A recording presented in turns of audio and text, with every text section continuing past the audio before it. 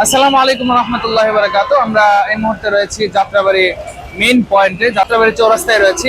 তো আমরা এখানে এসে যেটা দেখতে পেলাম যে আমাদের বেফাকুল মাদ্রাসাল আরাবিয়ার যেসব মাদ্রাসাগুলো রয়েছে সেসব মাদ্রাসার ছাত্ররা চারদিকে ছড়িয়ে পড়েছে এবং তারা দুইটা ভাগে কাজ করছে। একটা হচ্ছে তারা ট্রাফিক রাস্তার যে নিয়ম শৃঙ্খলা সেটা মানার কাজ করছে, আর একটা ভাগ যেটা রাস্তার পরিচ্ছন্নতা এবং পরিষ্কারের কাজ করছে।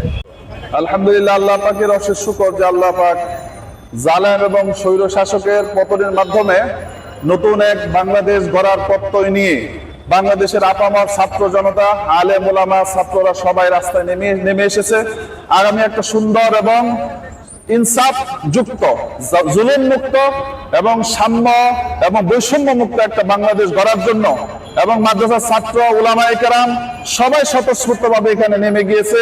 ট্রাফিক ব্যবস্থাপনা, পরিষ্কার পরিচ্ছন্নতা, সংখ্যালঘুদের নিরাপত্তা দেওয়ার জন্য মাদ্রাসা এবং আলেম ওলামা সহ আপামর জনতা এবং ছাত্র শিক্ষক সবাই রাস্তায় নেমে এসেছে।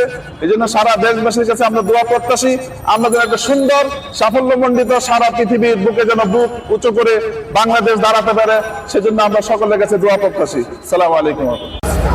আসসালামু আলাইকুম ওয়া রাহমাতুল্লাহি ওয়া বারাকাতুহু। আমরা জামিয়াতুল মাআরিফ ঢাকা যাত্রাবাড়ি ছাত্র ভাইয়েরা, কওমি ছাত্র জনতা, আজকে আমরা ট্রাফিক ব্যবস্থাপনা এখন যাচ্ছি, বের হচ্ছি। গতকালকে থেকেও আমরা মাঠে ছিলাম, এখনো আছি ইনশাআল্লাহ। ততদিন পর্যন্ত কওমি ছাত্র জনতা মাঠে থাকবে, ছাত্ররা মাঠে থাকবে, আমরাও সাথে আছি।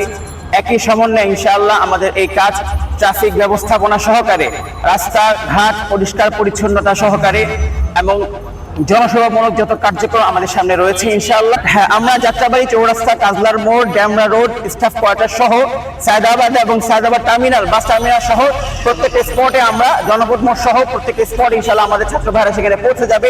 সেখান থেকে ইনশাআল্লাহ আমাদের কার্যক্রম পরিচালনা হবে। আমরা এসেছি জামিয়াতুল মাআরিফ ইসলামিয়া দক্ষিণ যাত্রাবাড়ি ঢাকা থেকে। বিশেষ করে কাজ করতেছি যাত্রাবাড়ি মোড়ে, সাইদাবাদ মোড়ে কাজ করছি, যাত্রাবাড়ি মোড়েও কাজ করছি। আর তার পাশাপাশি আরো যে সমস্ত রাস্তাগুলো, যে সমস্ত ফাঁড়ি রাস্তাগুলো আছে সেগুলোর মধ্যে আমরা কাজ চালাচ্ছি।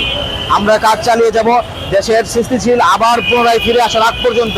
যতদিন পর্যন্ত আমরা ট্রাফিক ব্যবস্থাপনা আবার ফিরে আসবে ততদিন পর্যন্ত আমরা এই কাজ চালিয়ে যাব ইনশাআল্লাহ।